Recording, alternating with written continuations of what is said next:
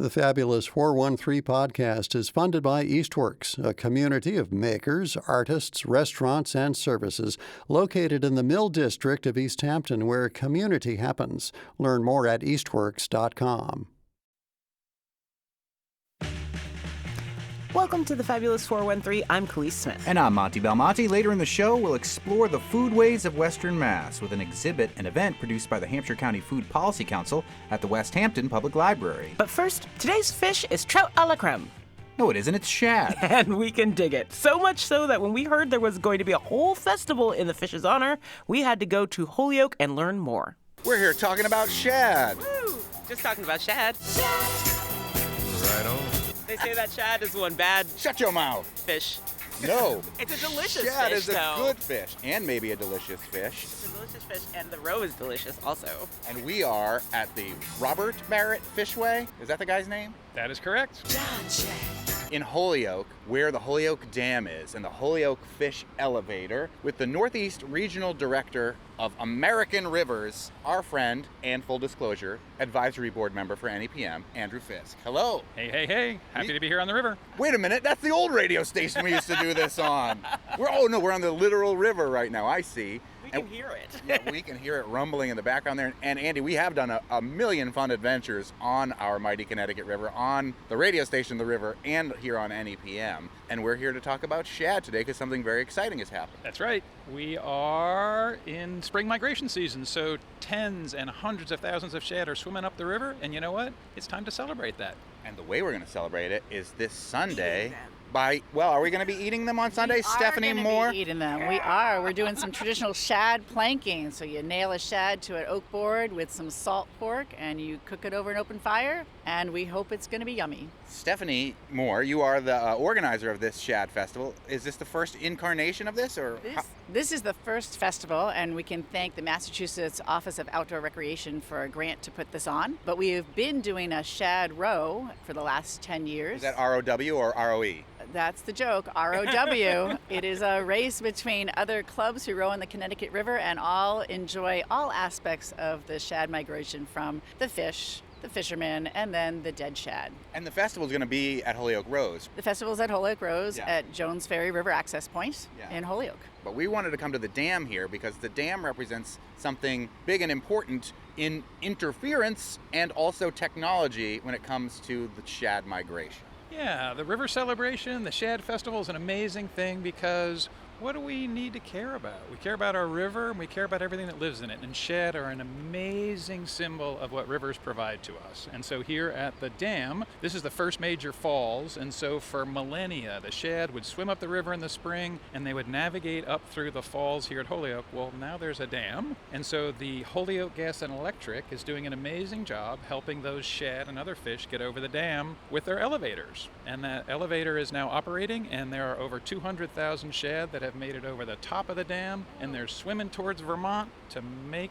their families. Go look up a former episode of WGBY's Connecting Point. So here we are in the viewing area. The fish have been elevated, the alarm went off, and these shad mostly are waiting to go up over the dam, right, Andy? That's it, heading to Turner's Falls and up to Vernon and even beyond Vernon. But why is there so much water, and why is that making it hard for the fish to go over the dam? Right, so the elevators, when there's too much water, it's really hard for them to lift. And so if you're here looking at the river below the dam, you see tons of water coming over the dam. And so the shad are swimming around and around and around below the dam. They're waiting for the water level to get a little bit lower, and then they're going to be attracted to the flow that's coming out of the elevator when the water drops, probably in another day or two. And those fish will start being up in the elevator and pushing the up button and heading up north. It's true, Khalees. No, I believe... Their little fins, they push the button.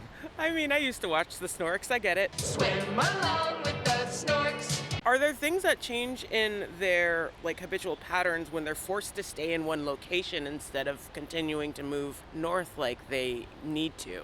Right, so what the shad are doing on the other migratory fish is they're putting all their calories into getting upstream, and so the more time they spend swimming around, the less they have energy for the sperm and the eggs to make their family. Been there. So, that's it. What? Oh.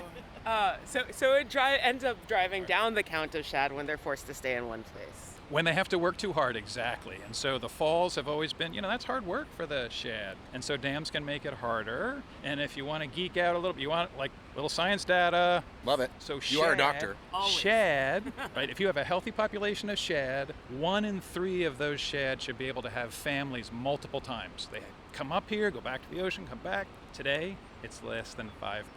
Ooh, whoa, because of the dams? Well, they just have to work too hard and what's happening in the ocean. So there's a lot. The shad, you got to think why we want to celebrate the shad at the Shad Fest 2025. Yeah, this Sunday. All the work they have to do, right? Yeah. And so sometimes they're just having to work way too hard to get up the river to make their families. And we need to make it easier for them to have a family so that we can have millions of shad coming up our river like it used to be a long time ago. Because there are indigenous stories describing what the Connecticut River looked like during this migration, where they would say literally you could walk on the backs of the shad from one side of the river to the other, which is such a cool image to imagine, but something we could aspire to recreate if we had the political will, I suppose. Exactly. And that's where the Shad Festival 2025 This Sunday. is so incredibly important, right? Because we're going to have fun at that festival. The kids are going to be there. There's music. We're going to learn about traditional ways to cook shad. But we got to care about them, right? We have to care about those fish and recognize that there should be millions and millions of these fish coming up the rivers. And so what does a shad have to do with a porcupine? That I do not know. Do they feed on them? Are they a food source? No. So there's an Algonquin legend that said there was a porcupine a long time ago, and he was just really bummed out. He was really sad. And he said to the great... It's really shad. Oh, my God. Khalees, can you make him stop? Never. No, Never. I can't. 2 years of this on a daily basis. This very sad porcupine said to the Great Spirit, "Can you make me into another creature, please?" And so the Great Spirit turned him into a shad and said, "Your life is going to be swimming up and down the rivers," which I don't think the porcupine was very happy about. But why did he turn him into a porcupine? A shad is an incredibly bony fish, and so the Algonquin word, supposedly, for shad is inside-out porcupine. I Because love when it. you catch the shad and you fillet it, it's filled with bones. And so the Latin name for shad means tasty fish, but it's full of bones, right? And so the filleting and the cooking and the culinary tradition, people get really good at filleting a shad so that there's no bones. Stephanie Moore, who's hosting this first Shad Festival this Sunday, you mentioned hammering a shad to a board. How do you deal with the bones in such a public sphere when you're trying to feed a bunch of people at a festival this tasty fish? Well, we're going to find out because we did buy some fillets of shad, so those will be nailed on there. And we did get some of our own shad from the Connecticut River last week. Oh, cool. And we're going to do it. One of the traditional ways is we just split them in half and nail them on, and people pick out the food. So we're going to see who likes what. You can also slow cook them, right? And the bones are small bones. Won't they dissolve if you cook them in the right kind of way? Not really. Like, they get softer so that you can eat them like a little bit easier. They won't be as like sticky in your throat. Or choke you to death? Exactly, but they won't go away entirely. They don't melt like anchovy bones. Well, we're just going to find out who's really committed to eating shad then. Yeah. But the bones are safe to eat. Like, you can eat those and it's fine. Yeah, although there'll be a Heimlich maneuver station at this Shad Festival this Sunday. No, I'm just kidding. Stephanie, what got you involved in shad? Where does your love of shad come from? So mine is trying to figure out why we have dead shad floating down the river. People come and say, "Oh, the river's so polluted," and we have to explain to them, "No, this is part of the natural life cycle of a shad." So we like to say it stinks to be a shad. Yeah. So a certain number, Andy can answer that, a certain number of shad don't make the trip, as he talked about, that they used to make multiple trips and now they make one. They don't eat on their way up to lay their eggs. And then they have to make it back to the river, and a certain percentage of those die, and they float down the Connecticut River in June and get stuck on the shore and stuck under our docks, and they smell. Yeah. So we wanted to just turn this into a celebration of their life cycle rather than, oh dear, what's happening? Survival of the fittest. Well, I mean, those dead fish end up being kind of like fertilizer and useful to the plants that are part of the ecosystem of the river, too. So even though it's stinky, it's still very useful. Go Khalees. Yes! So that actually, freshwater ecosystems depend on those fish coming from the ocean. They're marine nutrient delivery vehicles. And so if those fish didn't swim up and die, they wouldn't have the essential nutrients that the ecosystems rely on, right? Because they're bringing minerals from the ocean that don't exist in the freshwater system. So it is a key part of that life cycle. And yeah, some of them die, and it's the cycle of life. Yep. We will soon, hopefully, maybe even this year, do a sea lamprey conversation because they have a similar situation where their death, their spawning-related eel-looking death is really great for our river systems here and the health of the river here. But lamprey aside, we're still talking about shad. And the Shad Festival that's happening this Sunday at Holyoke Rose in Holyoke, and we are at the Holyoke Fish Elevator, the Robert Barrett Fishway, with Andy Fisk, who is the Northeast Regional Director of American Rivers, and Stephanie Moore, who's put this festival on for the first time this Sunday. Love shad, baby, love shad. Shad. Shad.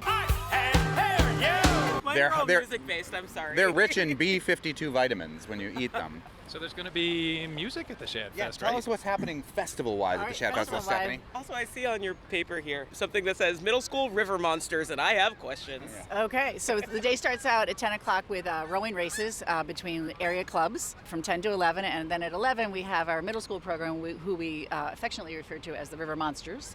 They're going to be putting on a sort of a flotation demonstration. They're going to float up together, ideally, and then race back down. So you'll get to see some sculling as well as sweep rowing earlier. Following that, we'll have some dragon boat demonstrations and opportunities for people to get into the dragon boat, assuming the river level goes down a little bit. And starting at 12 and 12:30, we've got Band of Creole playing. They're going to be offering a salsa lesson at 12:30 for people like myself who just can't figure that out. And Crave food trucks coming, and Tim the Fish Guy is going to be offering family baskets of fried fish and french fries at a reasonable cost. Never heard of Tim the Fish Guy, but I want to know more. Right? That's all we know about Tim the Fish Guy.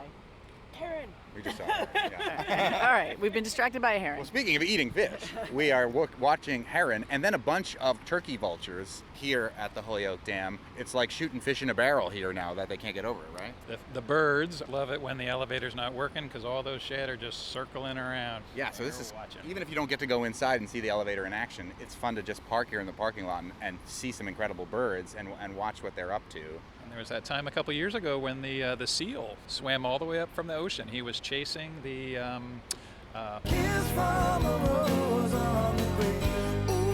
probably the smaller blueback herring, but probably also the shad. He hung out for like a week because they weren't lifting at the time. It was a buffet. How did he swim himself back, or did they have to truck him back? I think he just floated on his belly. He was all full of fish. This is a long way from the ocean, so that's quite the trip. It was downstream. He probably just floated back. He's like that. Oh. But this back and forth to the ocean, as we were mentioning before, is good for the health of the rivers and our ecosystem apart from the ocean. They're called androgynous fish. Yeah, you can try again. Oh, anadromous fish. There you go. Right. They're not David Bowie fish. He could lick 'em by smiling. But this is a life cycle that shad and lamprey all are a part of. And many other marine life, too. Yeah, what other ones in our Connecticut River do that? So way down, you'll see striped bass. So striped bass are pretty cool. They move back and forth between fresh and salt water. And the stripers are right here below the dam as well because they're feeding on the fish. You got blueback herring, you got alewife, you got shad, you got lamprey, sturgeon. And then you have the eel, which is actually catadromous, and it does it the opposite way. So an eel is going to live way the heck up in the watershed for 20 or 30 years, and then it's going to go to the ocean to have its babies, which is the opposite of those other fishes, catadromous. Coming up, more with Andrew Fisk, Northeast Regional Director for American Rivers, and Stephanie Moore, organizer of this weekend's Shad Festival in Holyoke, as we explore the important role that fishing has in maintaining and even increasing the shad population. And later we'll hear about an 80-year-old farming story that is joining the collection of personal narratives exploring the foodways of Hampshire County at the West Hampton Public Library for the exhibit Sharing Stories, Creating Change. You're listening to the Fabulous 413 on 88.5 NEPM. The Fabulous 413 podcast is funded by the Handle Factory Community Clay Studio in Shelburne Falls, offering summer youth clay and art camps and classes for adults. Learn more at handlefactory.com. We are at the Holyoke Fish Elevator, the Robert Barrett Fishway, with Andy Fisk, who is the Northeast Regional Director of American Rivers, and Stephanie Moore. You are the organizer of this Shad Festival. The thing that's fun about lamprey is they're like any port in a storm. They'll go to any river that they can smell pheromones and go swim up and die. Well, mate and die, which is living the dream. But shad are much more specific. They go back to where they were from originally, right? That's right, their natal river. And so a lot of these anadromous fish will actually home back to their natal river where they were born. Do we know if they get how close they get to exactly where they were born? Is there research that's been done on that, or is it really just kind of the river, one river itself? My understanding is just the river itself, as Yeah. opposed to the specific spot in that river. And they smell it, right? Yeah. It's embedded in their nose, so they can sense the river by smell. So a little fish nose. Just like regular babies, you can smell your mom. So you go back to where you remember. Think about being able to smell that in the water from so far away. It's amazing. I mean, I can't imagine because I don't live in the water like that. Are there going to be fishing demonstrations? Because I'm curious about how the fishing of shad works around here, since we are trying to encourage their population, and people sometimes misunderstand how fishing works into regulating those populations. Stephanie, is there going to be fishing at Holyoke Groves? There will be fishing. We will have fishing on the dock from 12 until 4, so all day. We'll have someone helping people fish. And I believe Sunday is also freshwater fish day, which means you don't need a fishing license. Happened to hit the right date there. So for like a once a year or once every 3-year fisherman like me, this is your day. Exactly. Kids don't need license, but adults do, but except for Sunday. Does that count as child labor if kids under 12, those are the ones you send out to fish so you don't have to get a license? Or you go out there and fish, but just have a kid nearby, so if the cops come, you just hand them the rod. That's what I do when I'm driving all the time, too. Here, take the wheel. Mass Wildlife is not listening. So when you're fishing for shad, because they're not feeding, so you have a shad dart, there's nothing tasty on it. It's just a little thing that looks like a water critter, and you're basically annoying the shad, right? And so that dart is popping around because they're just schooling around, and you just get it mad, and it's like, get out of my way. Stripers, you're actually going to get a blueback herring. If you can get a blueback herring and you put it on your hook and it's actually still alive, that blueback herring is actually going to be attracting the striper.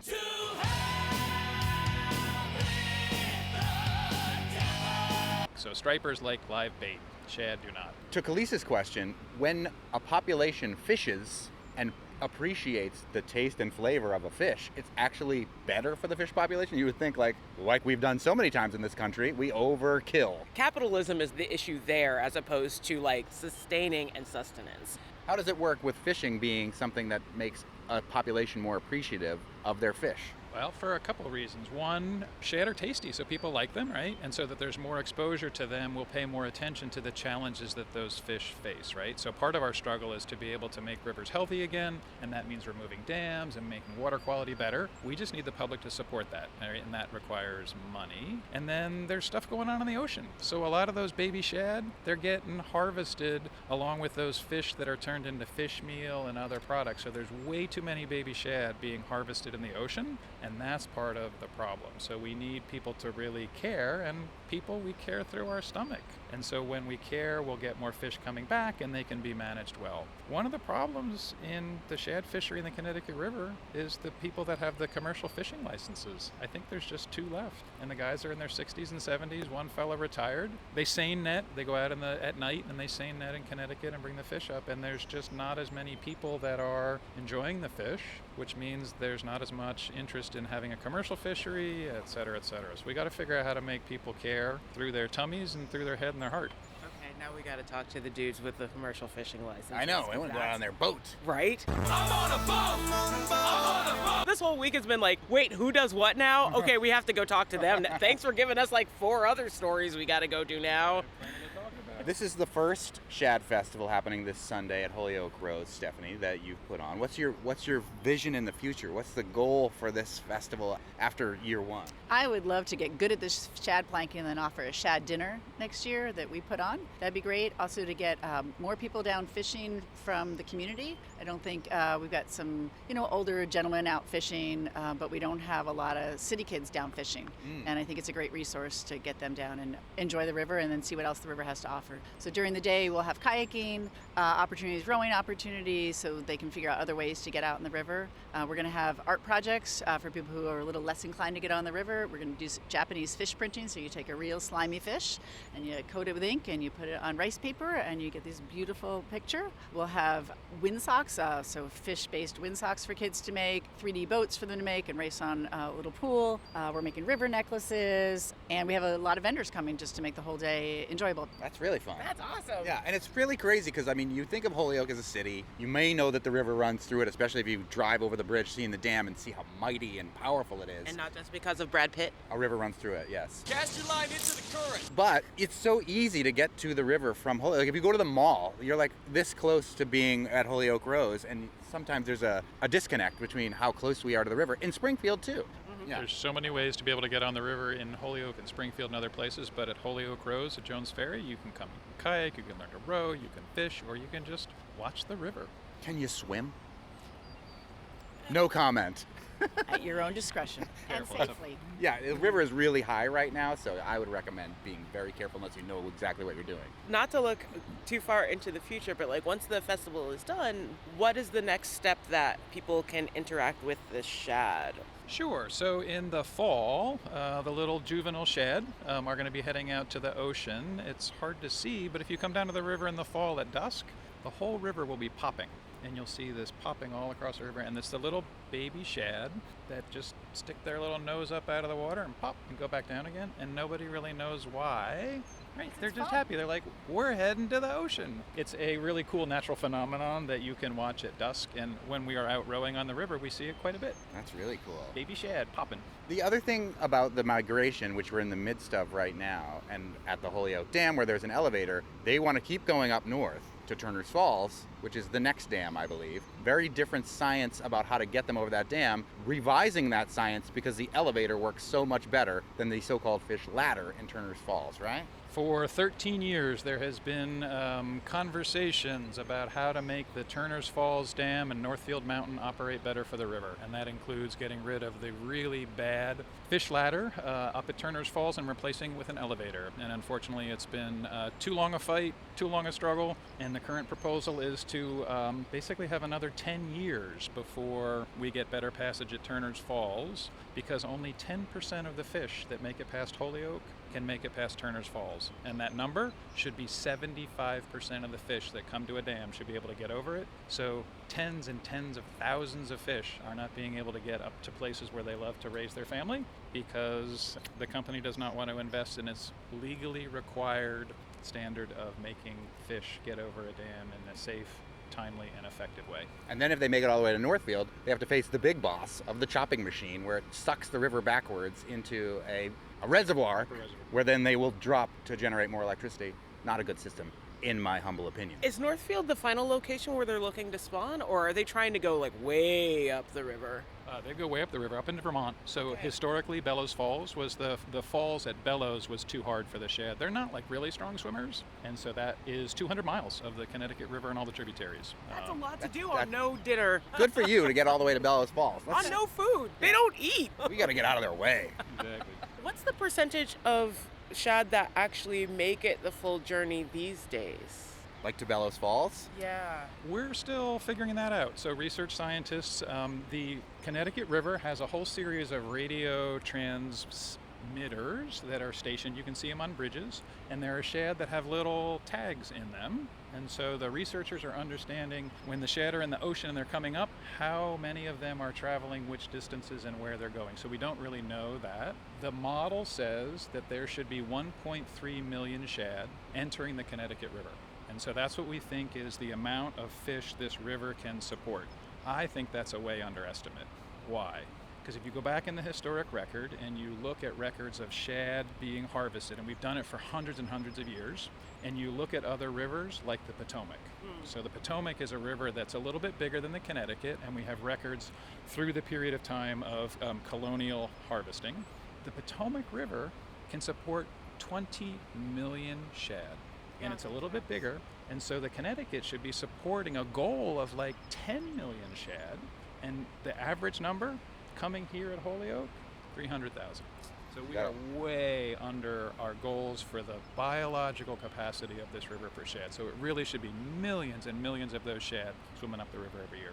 And that is the goal of the Shad Festival this Sunday, to put shad back on the map.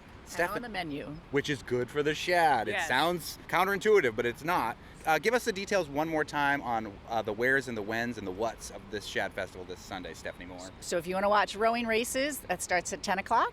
Festival activities start at noon with Band of Creole and Crave Food Truck and Tim the Fish Guy, as well as arts and crafts and vendors, fire trucks, fishing, kayaking excursions on the river, and some rowing lessons. One of the traditions around shad is there's this tradition of the shad spirit, because people for a long time would watch the shad come back up there, were like, what's going on? Like, what is it? And so there's this tradition of, it's the shad spirit. And so do you want to close on some doggerel poetry? I love it. Did you write this? Where did this come from? This came from John C. Brainerd, written in like the early 1800s. So you ready? Here we Ready. go. All right, dramatic reading. The shad spirit. The shad spirit holds his onward course with the flock that his whistle calls, with the flocks which his whistle calls, and who can tell him the fated time? And well can he tell that fated time to undertake his task. Though the wind is light, the wave is white, with the fleece of the flock that's near, and he sweeps on high like the scud of the sky. The wind is light, and the wave is white, with the fleece of the flock that's near. Like the breath of the breeze, he comes over the seas and faithfully leads them here. Then carry the nets to the river shore. So carry the nets to the nearest shore and take what the shad spirit brings. Shut your mouth! Just talking about shad! And we can dig it. They say that shad is one bad mother fisher.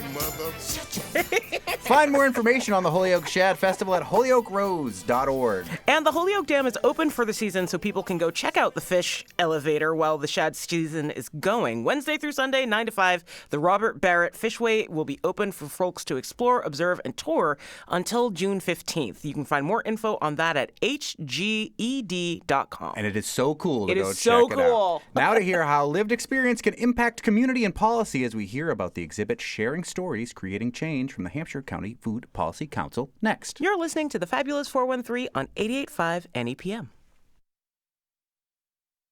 The Fabulous 413 podcast is funded by Window World of Western Mass, a local family business with experienced craftsmen offering vinyl, composite, and James Hardie siding. WindowWorldOfWesternMA.com. Welcome back to the Fabulous 413. This coming Monday, June 9th, the Hampshire County Food Policy Council invites the public to experience the power of storytelling through a special exhibit of the Hampshire County Community Story Archive at the West Hampton Public Library. The Sharing Stories, Creating Change exhibit provides an opportunity to explore diverse experiences around food access, food traditions and culture, gardening and farming, and visions for a more nourishing and connected community. The exhibit will feature the debut of a new story celebrating farming in West Hampton over the past 80 years, highlighting Bill and Janice Tracy of Intervale Farm. To my way of thinking, if you cross off everything that we have or need, the last thing would be food. Food is always going to be the necessity. Next to a roof over your head, you got to have food or you're not going to exist. And I thought it was that important. It was something I wanted to be involved in. The exhibit will kick off with a public opening reception at the library on Monday, June 9th from 5 to 7. With us to talk about the upcoming event and their ongoing story archive are Storytelling Circle Coordinator Kristen Whitmore and Community Story Archive Coordinator Alexandra Mello of the Hampshire County Food Policy Council. Welcome back. Thank you. Glad to be here. You are, as many agencies that are dealing with food insecurity, are under a potential threat of a federal cut. Tell us what you are experiencing with the Hampshire County Community Story Archive and how that might be impacted by federal cuts. Hampshire County Food Policy Council is a coalition of organizations, so we are drawing on the spirit of community in how we support our work. We are fiscally and administratively supported by the Collaborative for Educational Services, so, we are experiencing what everyone is experiencing, a lot of stress and anxiety and uncertainty about what is going to happen with federal funding. We don't currently have federal funding that we're relying on for this program, so in that way, we're in a better position than many other organizations, but it's a big concern. Especially if one of the parent organizations that is kind of fostering you is an educational one and all of that is about to go away. Well, tell us about this new story and how this story fits in with the greater archive. Right. So we are debuting a new story. This is our third exhibit opening at the West Hampton Public Library. We previously had an exhibit up at the Meekins Library in Williamsburg and the Forbes Library in Northampton. For this exhibit that will be opening on Monday, we are highlighting Bill and Janice Tracy of Intervale Farm, and they're the newest story, the 25th story in the archive. We're kind of thinking about farming and community as two interlinked parts of their story. They talk a lot about their 80 years of farming in West Hampton. A long time. It's 4 generations now, with their nephew taking over the farm. They talk a lot about the way that community has sustained their lives, their farm, their livelihoods. Janice talks a lot about her work with the West Hampton Fall Festival, which is an interesting tie to the West Hampton Public Library, where our exhibit will be. They're celebrating their 15th anniversary this year, the West Hampton Public Library, and the Fall Festival was established with Janice played a big role establishing it to raise money for building that new library. Like Fall Festival. I have to take a little credit for that one. I mean, it just helps the community so much when you can have those kind of events and those kind of things going on, that it just brings people in and they realize who's who and what's what and how you can support each other. It's kind of a cool way that our exhibit happens to be falling on this anniversary year and the spirit of community and farming. Like a lot of our stories in the archive, they came through relationships we already had in the community and inviting people in that we wanted to know more about their history, their background, their connection to food. And Robbie Armenti, who is a longtime West Hampton resident. And a big fan of the show, sends us lots of emails, and we love her. We love Shout Robbie out to too. Robbie. We love Robbie. And she's a And big Jim. part. And Jim.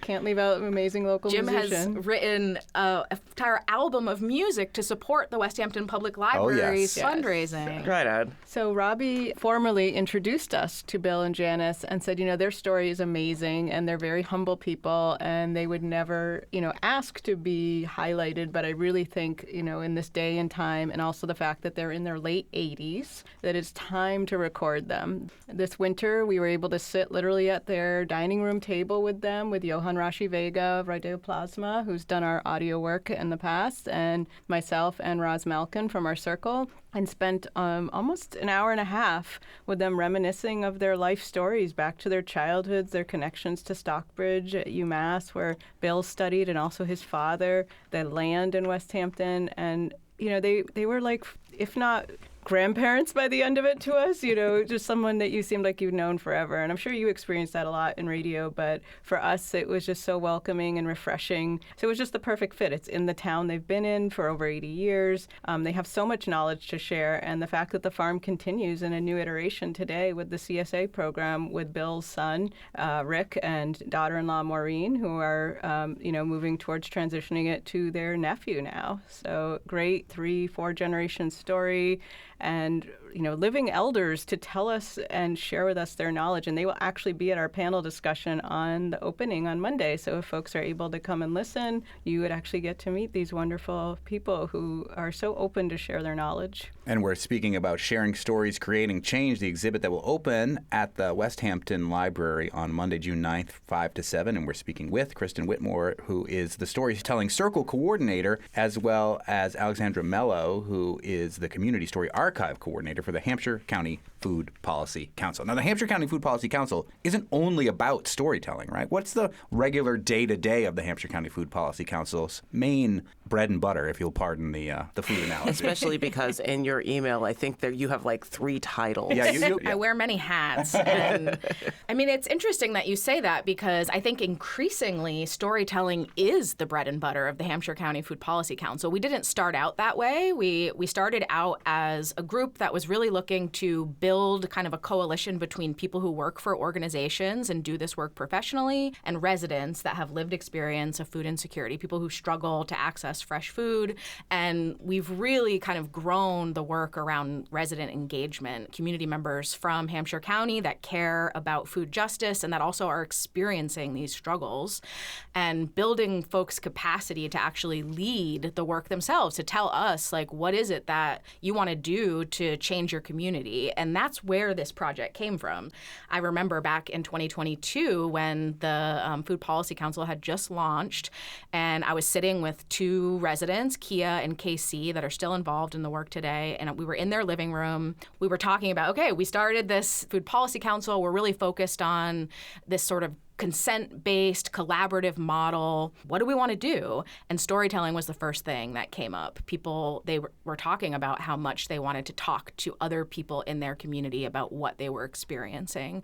And a lot of that was coming from the idea that the stories that we hear in the news and in the public conversation are not the stories that we tell each other about our lives and about the struggles that we're experiencing. I remember working with Congressman McGovern on so many food insecurity issues years ago. He had folks who were going to food pantries, food banks, etc., write their stories on paper plates, brought a lot of those to Congress. And hearing the stories from the people that it most impacts is the most impactful and helps to dispel a lot of the rhetoric that surrounds. And gives you, like, just an idea of number. If you have a pile of empty paper plates that you've got to read, then you start rethinking what that looks like and how, again, like how invisible these things actually are right in front of your face.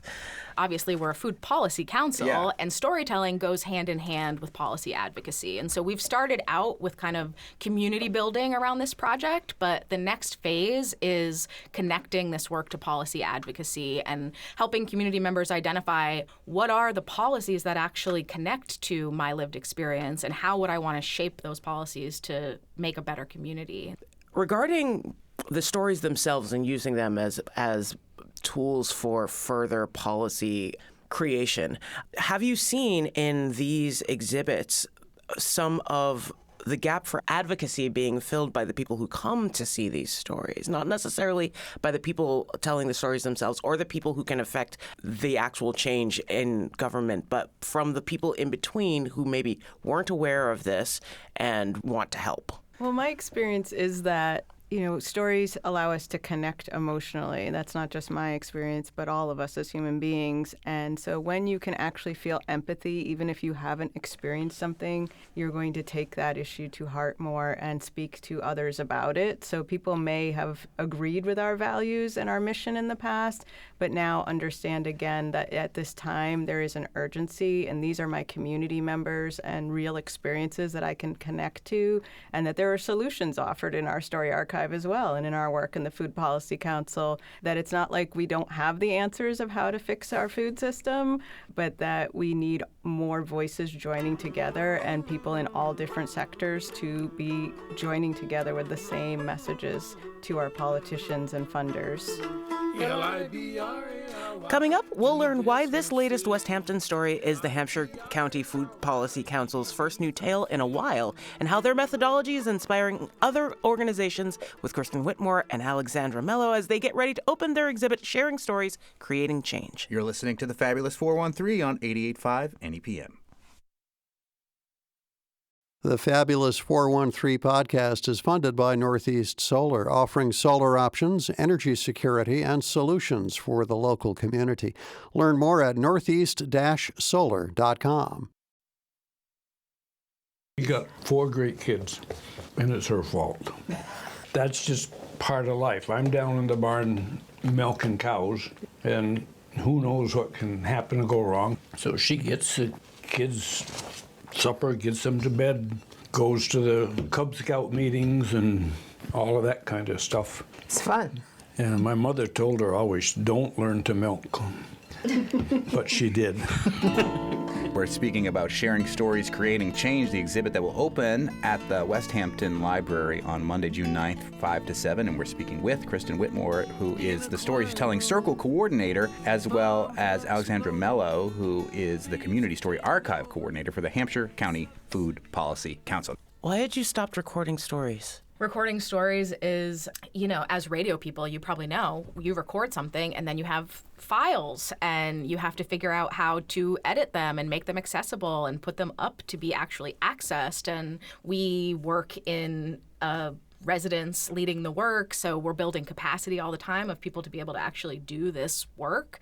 So we basically hit our maximum amount of work we could manage. And I think the other piece is that we have realized that you don't have to record the story for it to really be meaningful and to have an impact. People exchanging stories is actually a really powerful thing that we can just do anytime in our lives without the audio recording and the sort of more logistical part of it. And the other part is obviously funding. We came to the end of our grant last June, and we have not had further funding, and we're applying again and hoping to have yet another year, fingers crossed.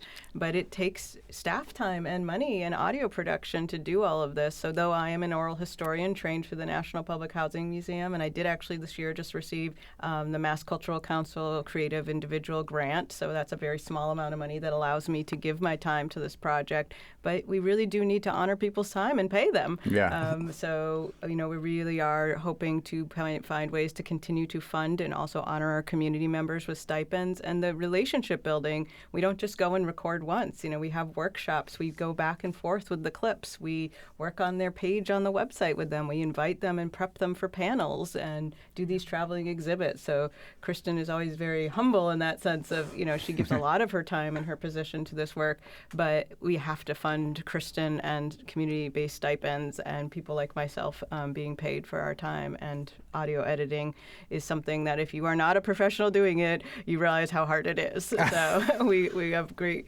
respect for the professionals that do this, because you will want to pull your hair out and scream. Why do you think I'm bald? There we go. I'm not bald yet. Yeah, not yet. Yeah, I should say Come find me on a Friday night or a Saturday morning and you'll see. I should say we do receive funding from the Massachusetts Department of Public Health, which is the primary funder of our work right now.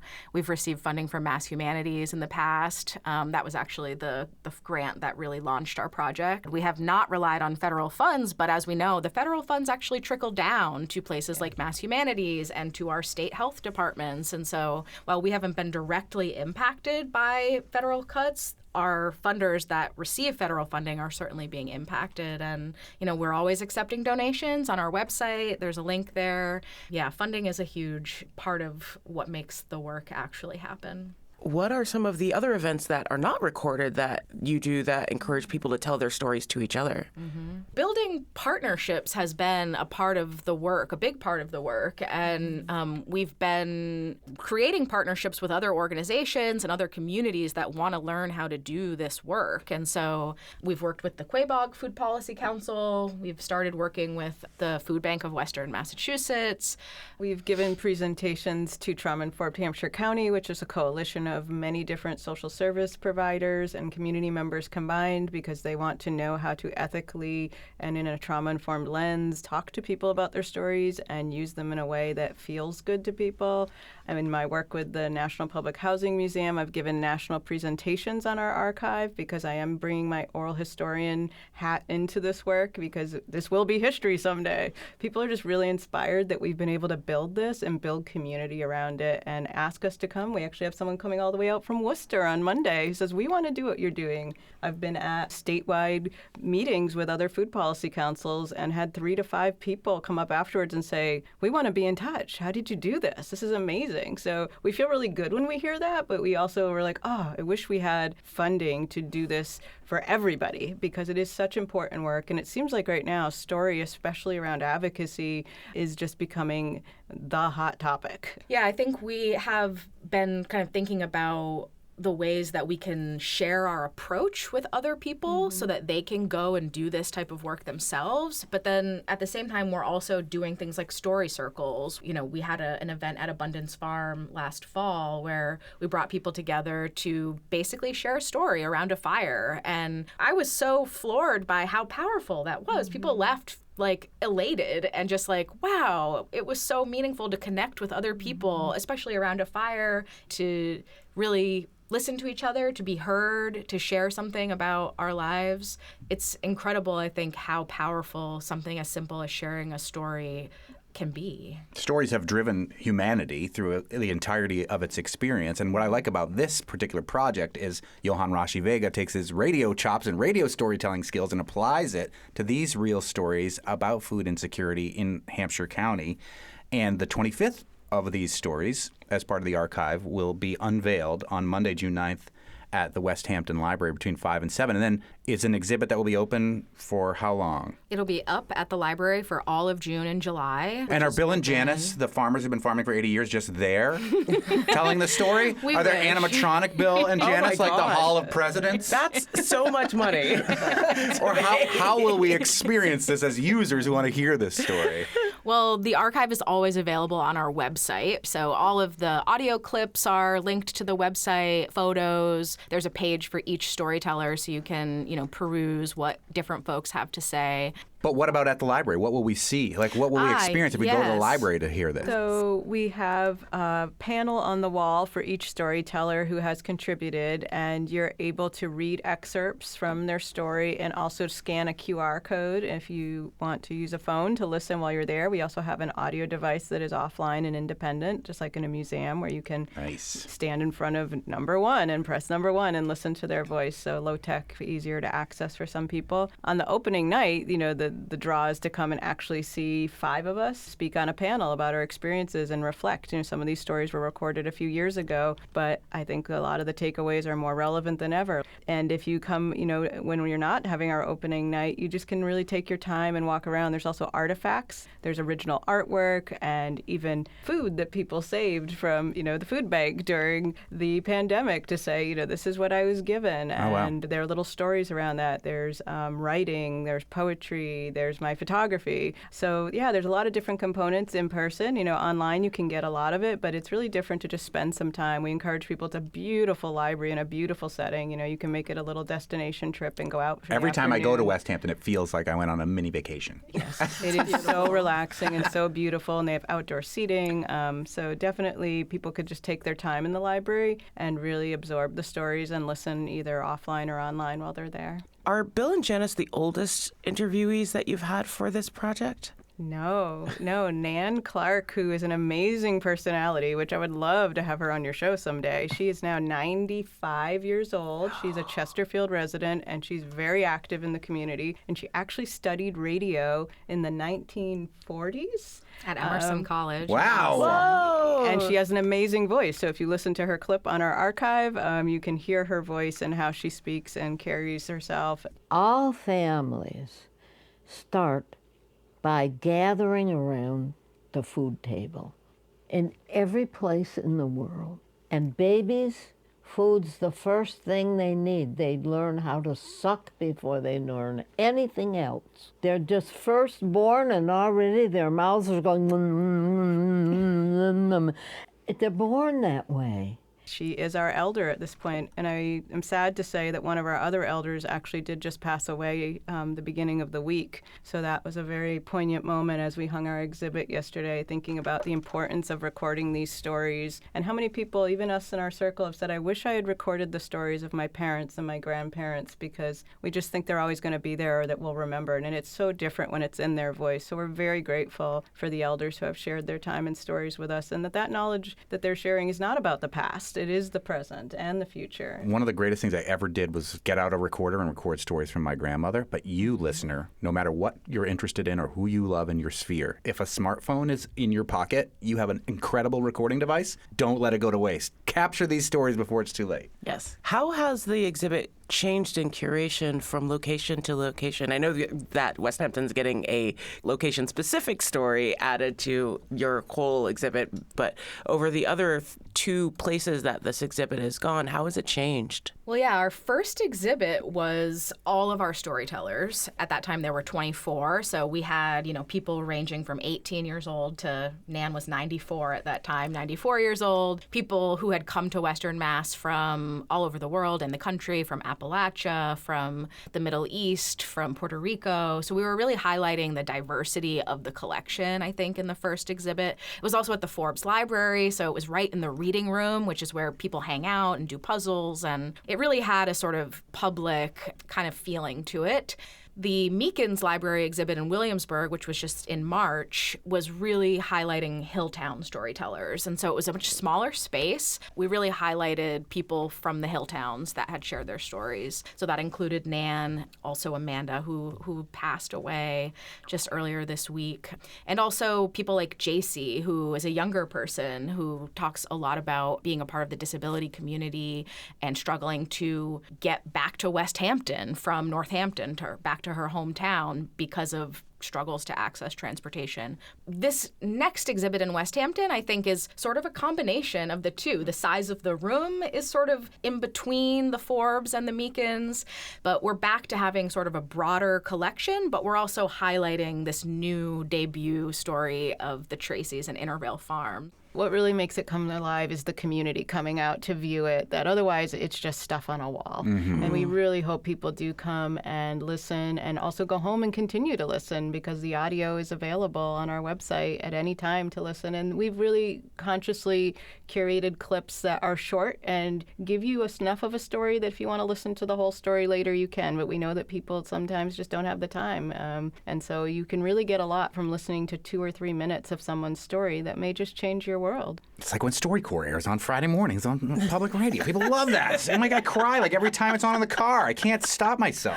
And this exhibit is called Sharing Stories, Creating Change. It will debut at the West Hampton Library this Monday, June 9th from 5 to 7. It is part of the Hampshire County Food Policy Council's Storytelling Archive, and we have been joined by the Storytelling Circle Coordinator, Kristen Whitmore, and the Community Story Archive Coordinator, Alexandra Mello. Thanks for sharing these important stories with the greater community. It's what makes us human beings, these sharing stories with one another. Exactly. Yeah. Thank you so much. And this is Jim Armenti from West Hampton and his great Pumpkin Roll album, a benefit for that library in West Hampton. Which you can find on Bandcamp. And oh, hey, it's Bandcamp Friday. Hey, and if you missed Live Music Friday, we're sorry, but how about live music all day Saturday for the Asparagus Festival? Starting at 11 a.m. with the Eddie Foreman Polka Orchestra and Splendid Torch and Lefevre and the Grays and Paul Boburn. Yeah. And this is the Eddie Foreman Orchestra right now.